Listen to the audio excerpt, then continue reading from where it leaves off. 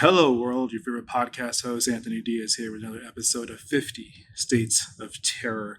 I am trying something new today. I'm in a classroom. I didn't break in or anything. I had the keys. So, this is going to be a new type of thing that I'm trying out, spatial on recording. I do have the MEC plugged in. It's the little micro boom mic that goes into the phone. So I want to test it out. So the AC is running pretty large right now. So we'll see how this recording goes. And I'm trying to find the camera. We'll see how this recording goes. And trial and error, if I have a space where there's echo or there is AC is on, test out the mics and might as well record something while I'm at it. You know what I'm saying? So here we go. So again, hello world. Welcome to another episode of 50 States of Terror, the American Cryptid Podcast. I have my notes. Like I said, a couple episodes ago, I am pretty bad at improving and going off the dome on bullet points sometimes. Sometimes I'm great at it. Other times, not so much. So I wrote pretty much a scripted thing. So like the listeners won't notice anything because I'll just be reading. But the video form, you'll see my head go down and up. And so it's going to be interesting for all of us. But Finland, I chose Finland for this new episode, and here's why. The past 5 episodes, I've had one listener in Finland, and whoever you are, I appreciate you downloading and listening to the show. And you know what? I wanted to say thank you and do one on your country. I think next I'll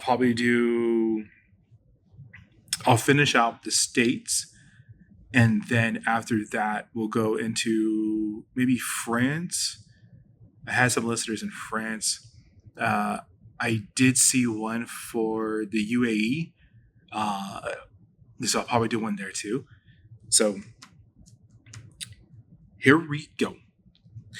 Let's see. Yeah, I owe you all one additional episode because I did miss last week's episode, and I do apologize for that. I was just been incredibly busy. I was going to put out a 15-minute episode for the new year, but I got incredibly busy with trying to find work and family stuff with grad school. Which, by the way, at the time of this recording has started again. Which again, here I am asking if you know of any businesses that offer quick scholarships for students like me. Please share my scholarship GoFundMe page. It will be posted on the show notes. Updates from last time I did this. If you're new to this and are like, who is this guy and why is he asking for scholarships? Well, it's good. I'm a military veteran. I am attending the University of Notre Dame for a master's degree in data science. I have no veteran benefits left, and I have been denied additional veteran assistance. So my focus is scholarships and grants. I have been searching for scholarships and have been coming up short. The majority of the ones I have found don't start until like July for the fall semester. And I'm needing spring and summer tuition. So if you know of anybody or businesses that offer scholarships, please share my GoFundMe. The link will be included in the show notes. I greatly appreciate it. And Happy New Year. A lot is going around in the world, and wherever you are listening to this, I hope you are safe and you have started the new year off right. And if you need a few words of encouragement, you fucking got this. Okay? Let's get on with the show. We are exploring Finland. I chose Finland again because of a new country that started listening to the show. So, whoever you are, thank you for listening again. This episode is for you. Next, I might do, like I said earlier, the United Arab Emirates. After I finish with the U.S. states, someone just started listening over there too. So that's fantastic. And so we are heading north, way north, into the lands of forest, lakes, heavy metal, and at times complete silence. Finland is often described as one of the happiest countries in the world, which is impressive for a nation where winter lasts roughly 11 months and the sun occasionally decides to show up. Finland has a fascinating history, and I mean fascinating, full of survival, stubbornness, unexpected plot twist, and a talent for being incredibly resilient. Here we go. Here's the history. Thousands of years ago, after the Ice Age, around 1200 years ago, hunters and gatherers and fishermen slowly made their way into the land that will eventually be called Finland.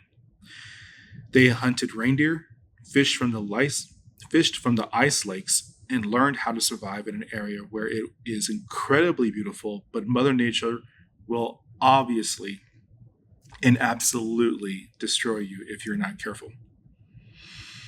This is where the resilience started. Imagine an area with no kings, no castles, no borders, just nature and people living out their lives. Around the 12th century, Finland and Sweden entered a partnership. For roughly 600 years, Finland was part of the Swedish kingdom, the Swedes. Are they Swedes? Or just Swedish people? Swedenites? I don't know. I don't know exactly how you properly,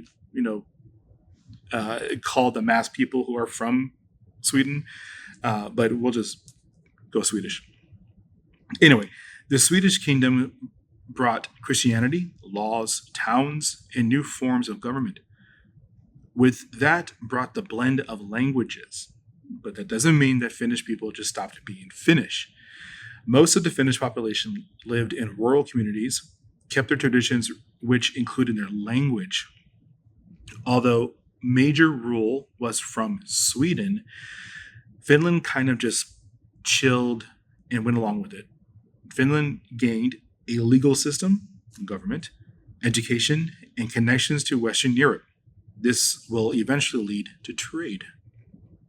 This also led to the written language of Finnish, which then led to a sense of having cultural individualism, like saying we are not Swedish, we are Finnish, and we are here. Fast forward to 1809, after a war between Sweden and Russia, Finland changed hands again.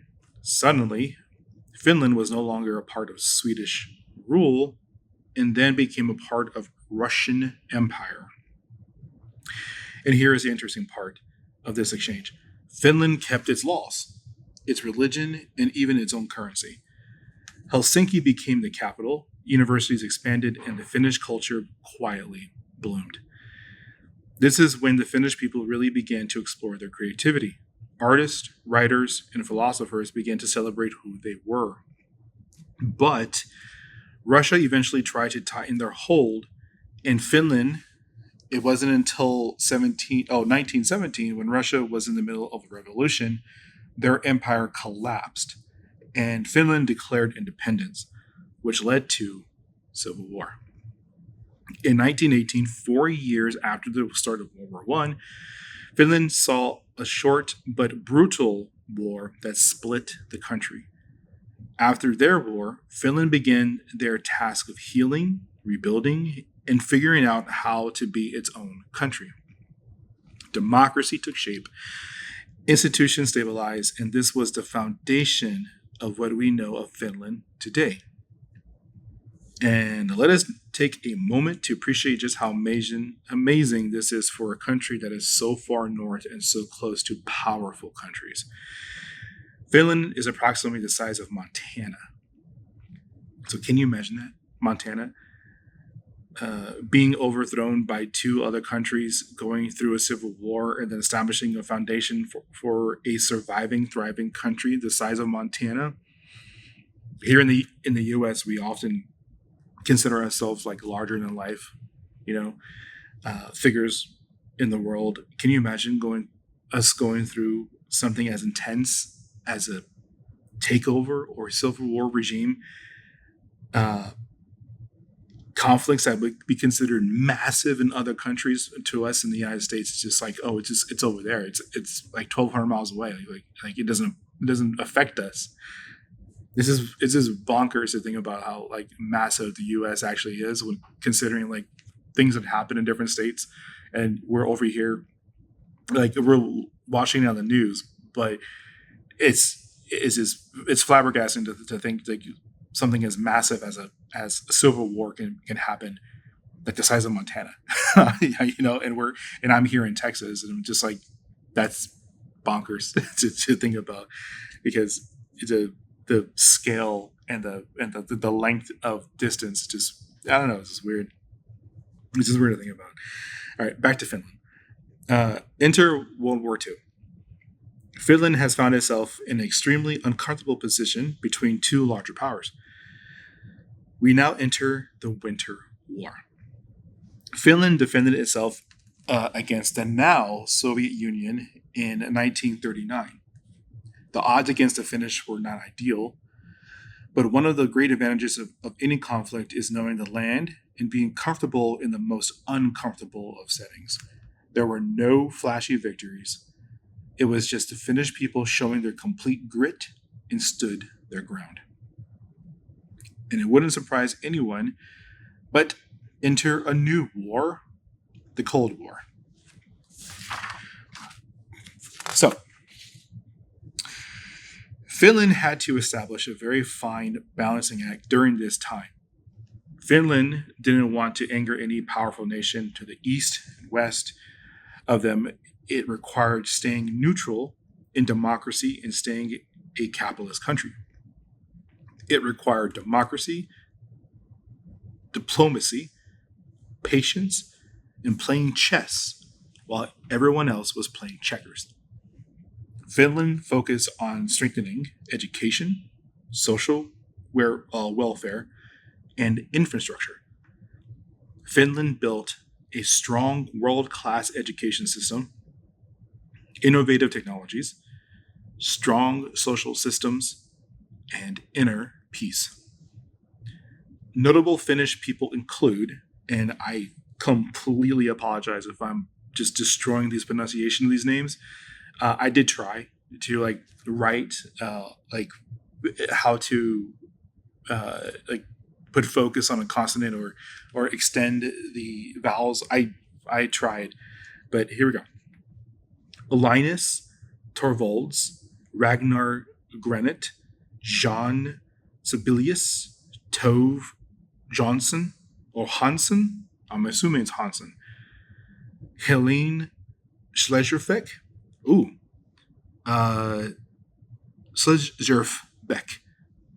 Helene Schlejerbeck, Kimi Raikkonen, Jerry Curry, just to name a few. These are artists, these are athletes, these are politicians, these are, I think one is a Nobel Peace Prize recipient. With its capital of Helsinki, population of roughly 5.6 million people, in a country of immense natural beauty, it is a country that I hope to visit one day and sit in peaceful silence, and perhaps write the next best-selling novel, but we'll get there eventually. Now, let us get into the cryptids. We have two today. We are doing the Pikeco and the Meninkainen. Okay, we're going to get into two cryptids that are mischievous, mysterious, and stem from old folklore. Now, here is the debate.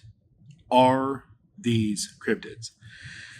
They have been placed under folklore or mythical creatures according to some research portals, but also have been listed as cryptids in wiki posts. But there is one thing that, in my opinion, determines whether or not a creature is a cryptid or not, and that are sightings. Has it been sighted? Well, according to Cryptid Wiki, the last sighting of one of them has been reported in 1970. Essentially, the Paiko is a troll. Old school forest creature.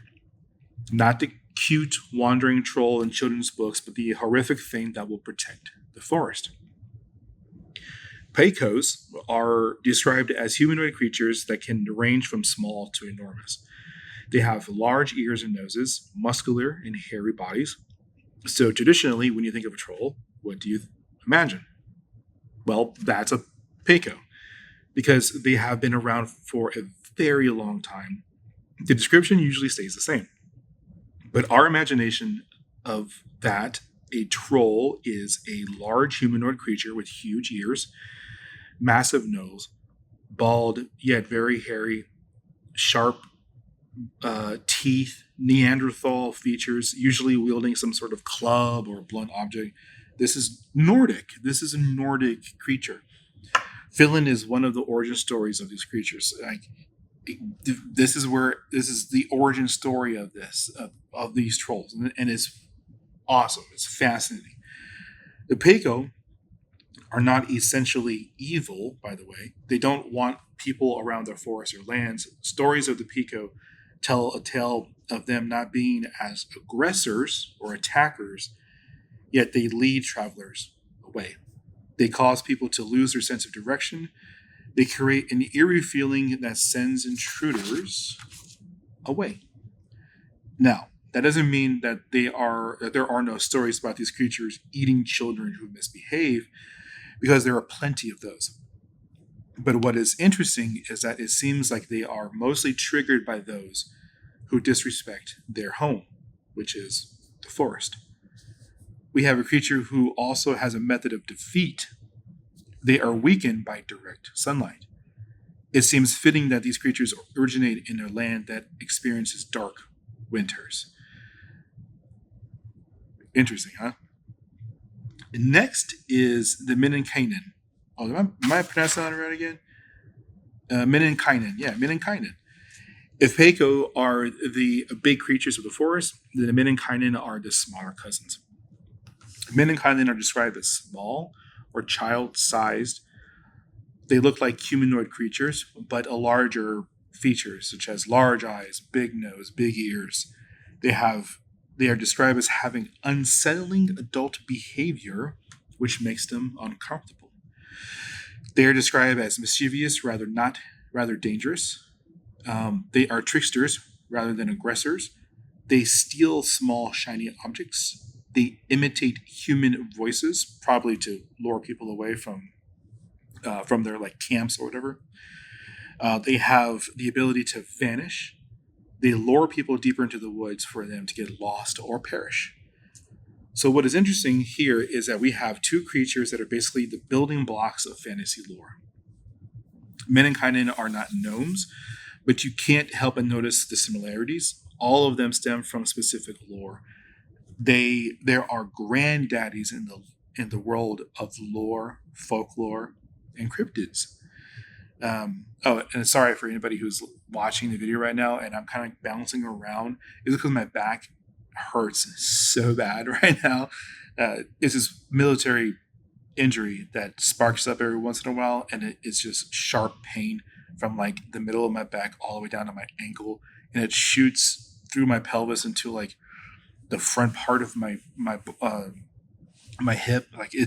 It sucks. Okay, it's stenosis and sciatica. It sucks, man.